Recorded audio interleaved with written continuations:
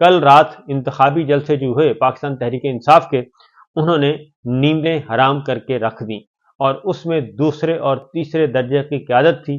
لاہور کا جلسہ، قصور کا، چکوال کا، گجرات کا، بھکھر کا، وزیر آباد کا، شیخوپورے کا، رحیم یار خان کا، ڈیرہ غازی خان کا، ایک جمع غفیر تھا، اور وہ انتخابی جلسے، حالانکہ ایک ایک حلقے کے الیکشن ہے، ایک ایک حلقے میں انتخاب ہونا ہے، لیکن عوام کا سمندر تھا، عوام کا جمع غفیر تھا، جو کہ نعرے لگا رہے تھے، پرجوش تھے، اور رات 12 بجے کے بعد تک وہ سڑکوں پر رہے اور مشعلیں روشن کی، اور سب کے سب عمران خان کے ساتھ جڑے ہوئے تھے۔ قیدی نمبر 804 کی رہائی کے لیے وہ پرزور نعرے بازی کر رہے تھے۔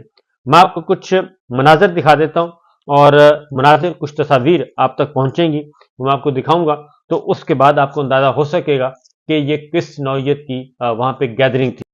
علیمہ خان صاحبہ گئی تھیں، عمر ایوب نظر آئے، شیر افضل مروت نظر آئے، اور یہ رہنما تھے جو کہ مختلف حلقوں میں قیادت کر رہے تھے۔ اس طریقے سے زرتاج گل ہیں، اور مختلف اضلاع میں، مختلف شہروں میں، مختلف حلقوں میں مقامی قیادت موجود تھی، اور مرکزی قیادت اس طرح کی نہیں تھی۔ اور عمران خان صاحب، شاہ محمود قریشی صاحب، چودھری پرویز الہی صاحب، یاسمین راشد صاحبہ، اعجاز چودھری، عالیہ حمزہ، محمود رشید، یہ سب کے سب، عمر سرفراز جیمہ، تنم جاوید، یہ سب جیلوں میں ہیں، اور حسان نیازی لاپتہ ہیں، عباد فاروق لاپتہ ہیں۔ یہ سب کچھ ہو رہا ہے، لیکن اس کے باوجود کل رات ہم نے دیکھا۔ آپ کو کچھ مناظر دکھا بھی دیتا ہوں، اور اس کے بعد آپ کو اندازہ ہو سکے گا کہ کس نوعیت کی وہاں پہ گیدرنگ تھی۔ یہ ہیں سارے کے سارے جلسے جو کہ ہم نے دیکھے۔ یہ دیکھیں، یہ کس قدر، یہ دیکھیں، یہ گیدرنگ ہے، ٹھیک ہے جی۔ یہ ہے قصور ہے، لاہور ہے، مختلف شہر جو کہ میں نے آپ کو بتایا۔ اسی طریقے سے آپ یہ دیکھیے گا جی، یہ دیکھیں، یہ دیکھیے گا۔ اسی طریقے سے میں آپ کو ایک اور دکھاتا ہوں، یہ دیکھیں، یہ دیکھیں، یہ دیکھیں،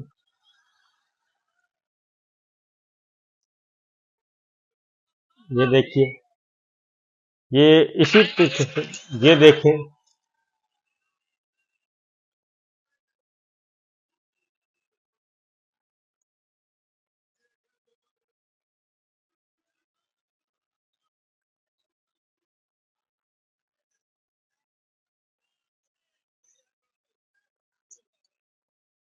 ظلم کا بدلہ ووٹ سے۔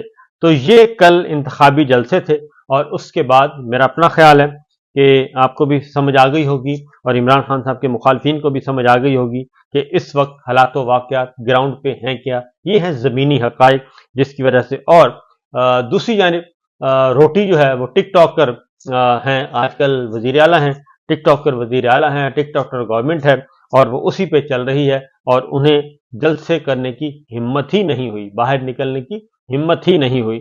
تو یہ تو آپ کو میں نے مناظر دکھا دیے۔ اب ایک اور کام ہوا ہے جی، اور وہ بھی کوئی معمولی کام نہیں ہے، بلکہ غیر معمولی کام ہے، اور اس پہ خاص طور پہ یہ جو دفعہ 144، اب یہ ذہن میں رکھیے گا کہ جن جن قومی اسمبلی اور صوبائی اسمبلیوں کے حلقوں میں الیکشن ہے، انہی تمام شہروں میں دفعہ 144 لگا دیا گیا ہے، تاکہ مقدمات درج کیے جا سکیں یہ الیکشن کے دنوں میں دفعہ 144۔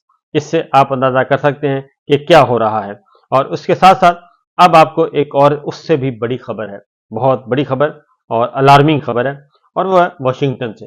امریکہ نے پاکستان پہ پابندیاں عائد کر دی ہیں، پاکستان پر پابندیاں عائد کر دی ہیں۔ یہ انڈائریکٹ پابندیاں ہیں۔ پاکستان کا بیلسٹک میزائل جو ہے وہ وہاں پہ مسائل ہو سکتے ہیں، اور کافی سنجیدہ نوعیت کی پابندیاں ہیں۔ امریکہ نے پاکستان کے بیلسٹک میزائل پروگرام کے سپلائرز پر پابندیاں عائد کر دی ہیں، اور بیلاروس میں قائم منسلک وہیل ٹریکٹر پلانٹ پر بھی پابندیاں عائد کر دی ہیں، اور بیلاروسی کمپنی نے پاکستان کے طویل فاصلے تک مار کرنے والے بیلسٹک میزائل پروگرام کو خصوصی گاڑیاں فراہم کیں۔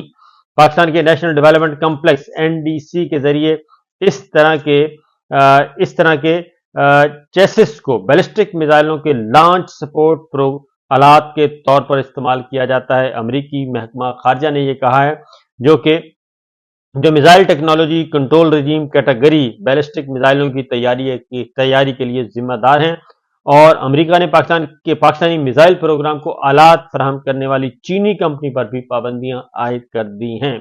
और टेक्नोलॉजी डेवलपमेंट कंपनी ने पाकिस्तान के तवील फासले तक मार करने वाले बैलिस्टिक मिसाइल प्रोग्राम को मिसाइल से मुताल्लिका आलात फराहम किए।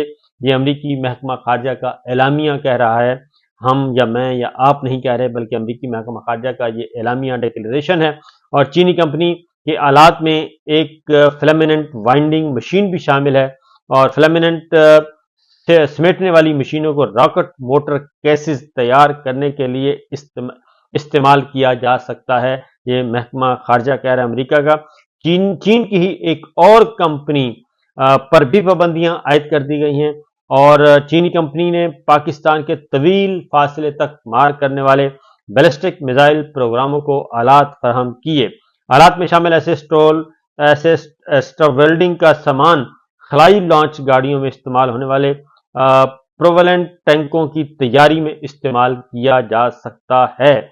इसके साथ साथ जी स्पार्को पाकिस्तान के MTCR कैटेगरी बैलिस्टिक मिसाइल तैयार करता है, ये अमरीकी तर्जुमान महकमा खारजा कह रहा है। और चीन की एक और कंपनी पर भी पाबंदियां आयद कर दी गई हैं, और इस कंपनी ने रॉकेट मोटरों की जांच के लिए आलात की फराहमी के लिए पाकिस्तान की स्पार्को के साथ काम किया, और ये पाकिस्तान के NDC को रॉकेट मोटरों की जांच के लिए आलात की फराहमी के लिए काम किया। ये अमरीका का महकमा खारजा कह रहा है। पाबंदियों के नतीजे में बेलारूसी और चीनी कंपनियों की अमेरिका में तमाम जायदादें मुंजमद कर दी गई हैं। अमेरिकी कंपनियों और शहरियों पर भी किसी कंपनी के साथ लेन देन पर पाबंदी आयद कर दी गई है। पाबंदियों का हतमी मकसद सजा देना नहीं, बल्कि रवैये में मुस्बत तब्दीली लाना है।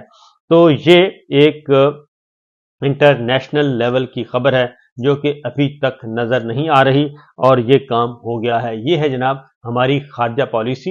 हमारे वजीर खजाना इस वक्त अमेरिका में बैठे हैं, बल्कि अमेरिका में मुकीम है आर्जी तौर पर, और वो मुलाकातें कर रहे हैं, आला हुकाम से मुलाकातें कर रहे हैं। लेकिन ये मैं आपको बता दूं कि जो पिछला IMF का प्रोग्राम था $3 अरब का, उसमें से 1 अरब 10 करोड़ डॉलर की आखिरी किस्त अभी तक नहीं मिली, और वजीर खजाना वहां पे विराजमान है। और 30 अप्रैल का जो एजेंडा, जो IMF के बोर्ड ऑफ डायरेक्टर्स का एजेंडा जारी हुआ है, जायजा, उसमें पाकिस्तान का जायजा रिपोर्ट जो है उसमें शामिल नहीं है 30 अप्रैल को भी। इसका मतलब यह है कि इस महीने पाकिस्तान को 1 अरब 10 करोड़ डॉलर मिलने का कोई इम्कान नहीं है, बल्कि इसके लिए 30 अप्रैल के बाद जो होगा इजलास, उसमें अगर पाकिस्तान की जायजा रिपोर्ट शामिल हुई, तब जाके हम कह सकेंगे कि जनाब शायद अब कुछ उम्मीद